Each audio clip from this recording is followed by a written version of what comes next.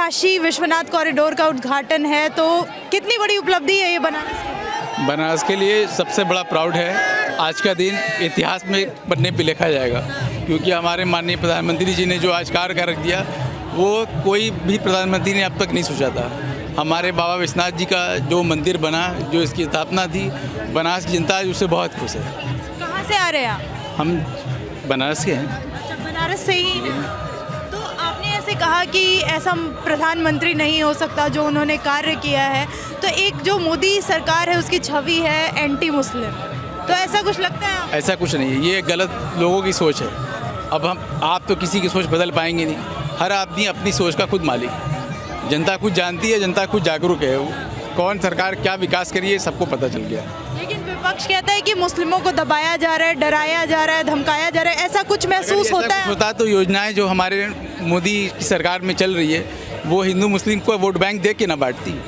चाहे उजला योजना देख लीजिए, गंगा प्रभारी देख लीजिए। सिख ईसाई आपस में है भाई भाई, तो पहले हम लोग भाई भाई हैं और उसके बाद कुछ भी हैं। ऐसा कुछ आपको लगता है कि ये सरकार मतलब अल्पसंख्यकों के लिए भी उतना ही काम कर रही है? कर रही जितना हमारे और लोगों के लिए। मैम, सरकारी सुविधा का लाभ तो सभी को मिलता है, सभी को मिलता है। राशन हमारे यहाँ सबको मिला, तो वैसे ही हमारे उज्जवल योजना आई, विधवा पेंशन योजना आई, चाहे बच्चों की स्कॉलरशिप, सारी चीज़ दी जा रही है ना। ऐसा तो है नहीं कि नहीं दिया जा रहा है बाबू, या बांटा जा रहा है कि ये मुसलमान हैं इनके बच्चों को नहीं दिया जाएगा, या तालीम हासिल नहीं होगी, ऐसा तो है नहीं। मतलब आपको सारी सुविधाएं मिल रही हैं और मोदी सरकार अल्पसंख्यकों के लिए भी उतना ही काम। बिल्कुल बिल्कुल, हमें इस बात में बहुत प्राउड है कि नहीं उन्होंने हमारे लिए भी कार्य कराया है।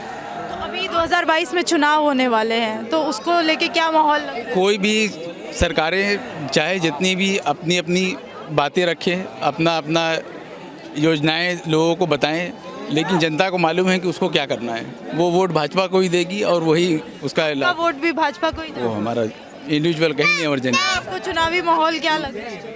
देखिए, जो चुनाव होगा, जो काम 70 सालों में ना हो सका वो काम 7 सालों में माननीय नरेंद्र मोदी जी, माननीय योगी जी का सरकार देश में करके दिखाया है।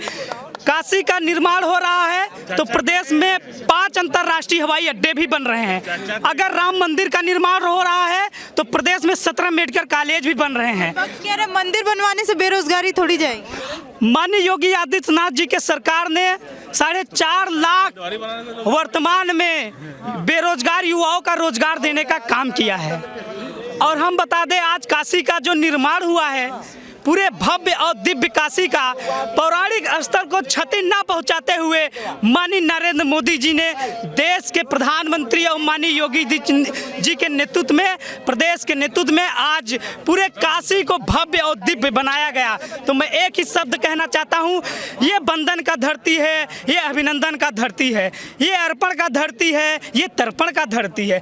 यहाँ के हर एक कण पत्थर में शंकर का वास है। यहाँ की बहने वाली हर जल जो है देश के लिए नदी है और राष्ट्र के लिए गंगा माँ है।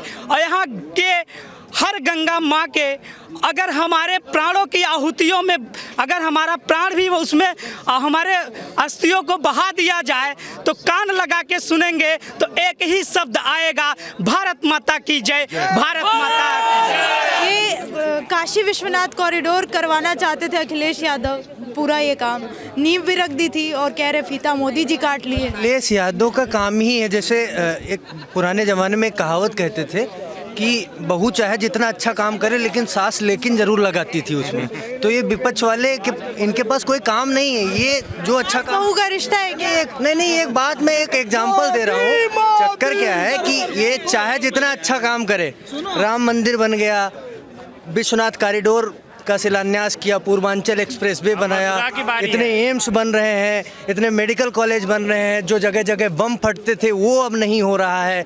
देश एक अच्छी दिशा में जा रहा है, लोगों के अंदर राष्ट्रभक्ति की भावना जग रही है।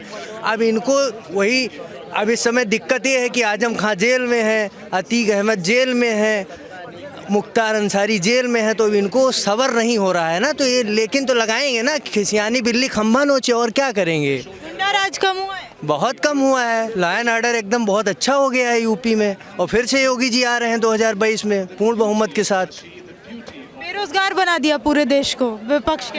नहीं नहीं, वो बेरोजगार जो काम ही नहीं करेगा वो बेरोजगार रहेगा। मैं भी तो नौजवान हूँ, मैं पढ़ाई भी करता हूँ, जॉब भी करता हूँ। मैं एज ए सीनियर टेक्नीशियन अभी BSc MLT किया हूँ, मैं जॉब करता हूँ, तैयारी भी करता हूँ। पढ़ूंगा तो मुझे नौकरी ज़रूर मिलेगी। कोई इसका मुझे राष्ट्र मजबूत हो रहा है, मैं आज ऐसे कर रहा हूँ, आने वाली जो पीढ़ी होंगी उनको ये दिक्कत ना हो, 100 साल तक ये ना सोचना पड़े कि हम मोदी जी ने हमारी जो अभी इस समय इतनी मजबूत सरकार है वो इतनी मजबूत स्थिति में छोड़ के जाएगी कि अगर ये कहीं कुछ दिक्कत भी हो ना तो 100 साल तक हिंदुत्व को एकजुट कर दिया है एकदम भारतीय जनता पार्टी ने और माननीय मोदी। फिर से योगी सर। फिर से योगी जी आ रहे हैं 110। कहने का मतलब अखिलेश यादव जो करते हैं रियल में उसको नहीं बताते, जो नहीं करते वही बताते हैं। 5 साल पिछले 2012-2017 तक 14,000 करोड़ गरीबों का पैसा कब्रिस्तान के लिए आवंटित किए। हर जगह जाके फीता कब्रिस्तान का काटे, बाउंड्री भी करवाएं, गरीब का ज़मीन भी कब्जा करवाएं। उसको नहीं अखिलेश यादव कहेंगे कि हम 5 साल में 14,000 करोड़ कब्रिस्तान के लिए आवंटित किए हैं, कब्रिस्तान बनाए। जो नहीं अखिलेश करते हैं उसी को बताते कि हमने किया। अखिलेश क्या किए? कहते हैं राम कार्य कृष्ण के वंशज हैं। अपने समय में जेल में थाने में जन्माष्टमी बनवाना बंद कर दिए। योगी सरकार आई, जन्माष्टमी बनना चालू हुआ। अखिलेश के समय में इसी हमारे अयोध्या में 2000 संत गिरफ्तार हुए। संत को गिरफ्तार करके जेल डालना कौन सी बड़ी बात है? ये सपा और जो विपक्षी हिंदुत्व का कार्ड खेल रहे हैं, कुछ होने वाला नहीं, ये सब ढोंगी हैं। जो काम करने वाला है ढोंग नहीं करता है, विपक्ष वाले ढोंग करते हैं। अखिलेश यादव का वही काम है, जो कर रहे हैं रियल में उसको नहीं बता रहे हो। तुम क्या करे हो?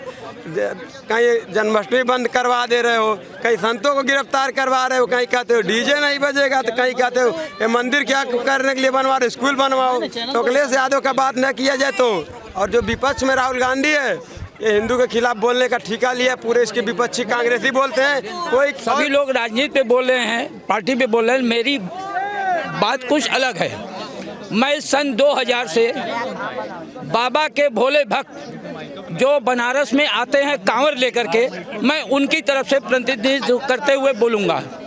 सन 2000 से बनारस में कांवरिया लोग आना शुरू किए, उसके पहले आते थे, लेकिन सन 2000 में सिंधी धर्मशाला यहाँ पे है, वहाँ पे कांवरियों के लिए हम लोग 1 महीना लंगर चलाए। मैं उसका सेक्रेटरी लक्ष्मी नारायण जायसवाल बोल रहा हूँ। हमारे कांवरिया जब आते थे उस समय बनारस की स्थिति कुछ और थी, कोई जानता नहीं था। लेकिन 2000 के बाद जो कांवरिया आना शुरू किए, आज काशी के लोगों को इलाहाबाद से यहाँ तक व्यापार भी मिला, सहयोग भी मिला। और ये कांवरिया हमारे ऑल इंडिया के बांग्लादेश से, लंका से, यहाँ तक कि पाकिस्तान से भी आते हैं, और हम 2000 से इनकी सेवा करते चले आ रहे हैं।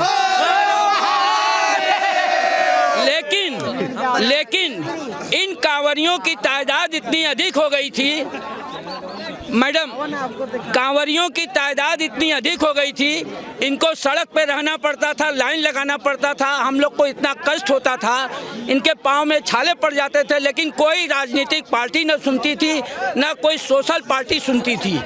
लेकिन योगी सरकार ने सुना। मैं वहीं पे आ रहा हूँ। मैं योगी सरकार, मोदी सरकार की बात बाद में करूंगा। मैं अपने भोले भक्तों की बात कर रहा हूं, जो हमारे बाबा विश्वनाथ के भक्त हैं, जो यहाँ पे खड़े हैं, जो दूर दूर से कांवर लेके आते हैं, उनकी बात कर रहा हूं। एक समय था जब जीटी रोड पे आते थे कांवरिया, ये लोग उपद्रवी तत्व हिंसा करते थे, हमारे कांवरिया मारे जाते थे, लेकिन कोई सुनवाई नहीं होती थी। उसी बीच हमारे यातायात निरीक्षक एक आए थे, उन्होंने जीटी रोड एक तरफा कर दिया। तब से कांवरियों को सावन में पूरा एक तरफ से आने जाने दिया जाता रहा। उसके बाद जब कांवरियों वो सुविधा मिली, उसके बाद जब मुलायम सिंह की सरकार आई, उन्होंने इतना पाबंदी लगा दिया कि बैंड नहीं बजेगा, भीड़ नहीं लगेगा। कांवरिया हमारे रोते थे, त्रस्त होते थे। अब आता हूँ मैं योगी जी के प्यार। योगी जी आए, इन्होंने कहा कि हम कांवरिया अगर नगाड़ा बाजा नहीं बजाएंगे तो क्या मातम में बजाएंगे? हम मातम नहीं कर रहे हैं। तो उन्होंने बाजा डिस्को सब फ्री किया, हमारे कांवरियों की हिम्मत बुलंद हुई और आज इतने अधिक कांवरिया हो गए थे, सड़क पे लाइन लगाना दूभर हो गया था कि बाबा भोलेनाथ ने खुद मोदी जी को, योगी जी को अपना प्रतिनिधित्व करके भेजा और आज ये विशाल प्रांगण बन गया कि अगर जितने कांवरिया आते हैं उससे ज़्यादा भी कांवरिया आएंगे तो उनके प्रांगण में समा जाएंगे। हमारे बनारस के शहर के किसी लोगों को कोई तकलीफ नहीं होगी। इसके लिए मैं कांवरियों की तरफ से, काशी वासियों की तरफ से मोदी जी का, योगी जी का बहुत बहुत धन्यवाद करता हूँ। हर हर महादेव। इसी के साथ हम खत्म करते हैं एक सवाल के साथ कि 2022 में कौन? योगी। तो यहाँ पूरा माहौल जो है वो मोदी में है और जनता का साफ कहना है कि 2022 में आएंगे योगी जी और कोई नहीं है टक्कर में।